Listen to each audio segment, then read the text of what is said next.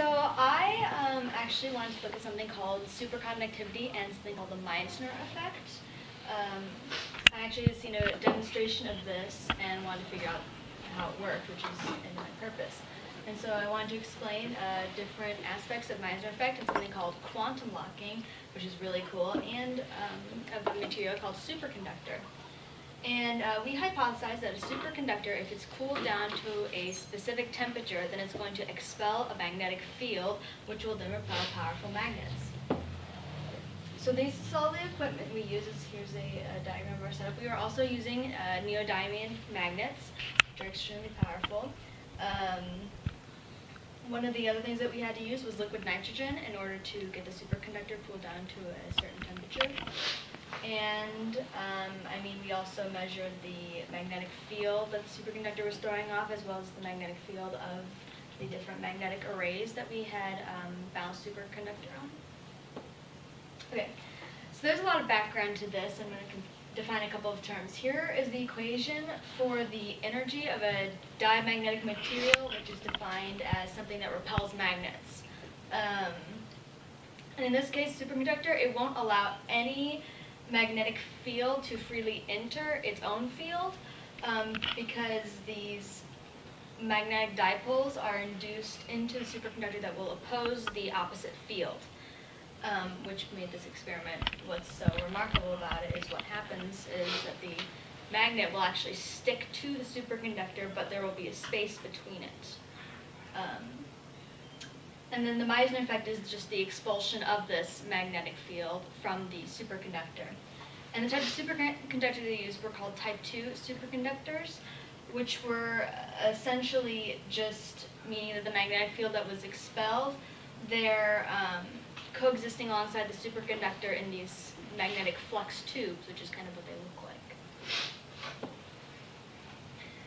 Another thing that I wanted to point out is that we discovered something called flux pinning, which is where the magnetic field of the magnet becomes pinned or locked within the magnetic field of the superconductor once it's thrown out. And this is because when it's thrown out, there are holes in the magnetic field, so the magnet can come and lock onto the superconductor.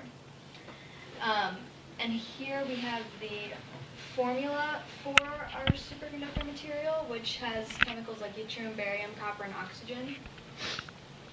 And the superconductors also make something called Cooper pairs, which are means that the current in the superconductor is carried by electrons that are impervious to absorbing energy, and in such a way that means that there's no resistance in this circuit that's created. Okay. So I have a little video of what happens. We were soaking the superconductor in liquid nitrogen. I also wanted to point out that we wrapped up the superconductor in aluminum foil so it stays, keeps the liquid nitrogen in place. So that's on there. And see, the problem is it will bounce off of the superconductor. You have to set it on there in order to get it to float. So you can see that happening here. Okay. Another thing that we want to do, we have a frictionless track as part of a superconductivity kit that was borrowed at the Science Center. And what will happen if, as you can see, one of the difficulties we had with this is that these magnets are extremely strong, and so we had a little bit of difficulty working with them. See, the tongs that we used actually got stuck to the track multiple times. And we also had difficulty placing it directly on the track.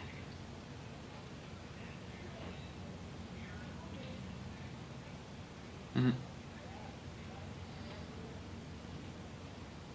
And if you push too hard, it will fly off.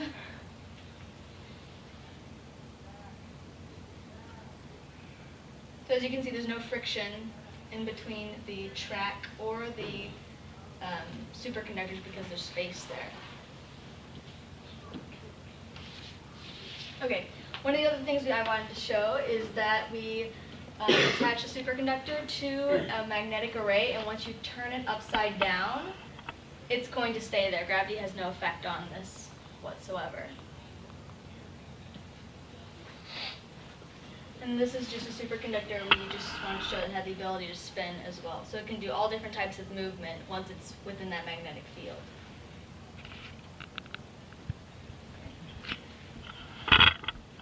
And then here are some of the things that we observed as you saw in the video. And then I have a couple of graphs to show that we measured the magnetic field of the superconductor. And at this point is when the superconductor warmed up. This is to show that the magnetic field just reached zero. It just stopped throwing off its magnetic field. And then in our different phases that we had, there were a couple of other things. This was to show that north and south directed magnets did not have an effect on this either, and that on the magnetic field track, some of the points were positive and some were negative based on the north and south directed magnets as well. But it didn't seem to have any effect on whether the superconductor could, in fact, it didn't seem to change its superconductivity.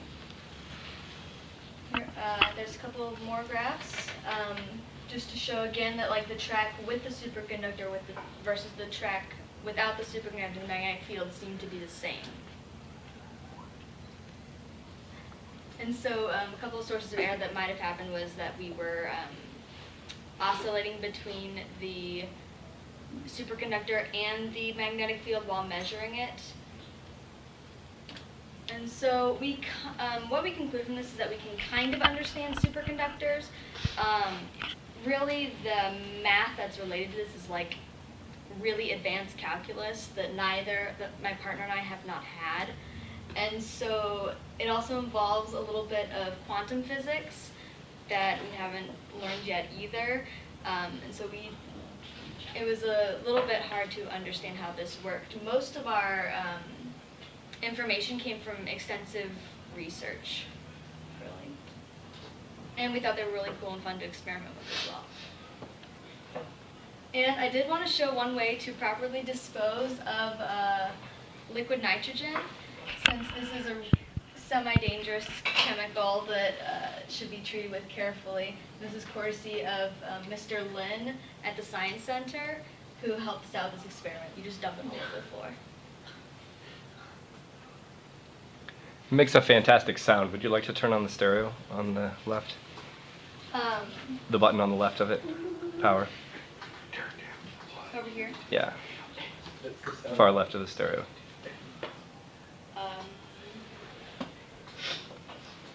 Is it where it says program? No, farther left. I mean, there's a dial on the right that says volume. No, go over to the far left. There's a button. What do you see? Standby? Sure, hit that. Awesome. Okay. And wait for just a moment and then press play again. Go ahead. I don't know why the sound isn't working. It makes like a whooshing sound. Oh, it's not working. Shucks.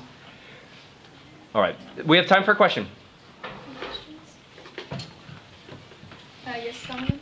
So if you, like the track that it was floating on, if you made it so that like the track was facing itself in a circle, if that makes sense, could you like make it go around the inside and make it go really, really fast?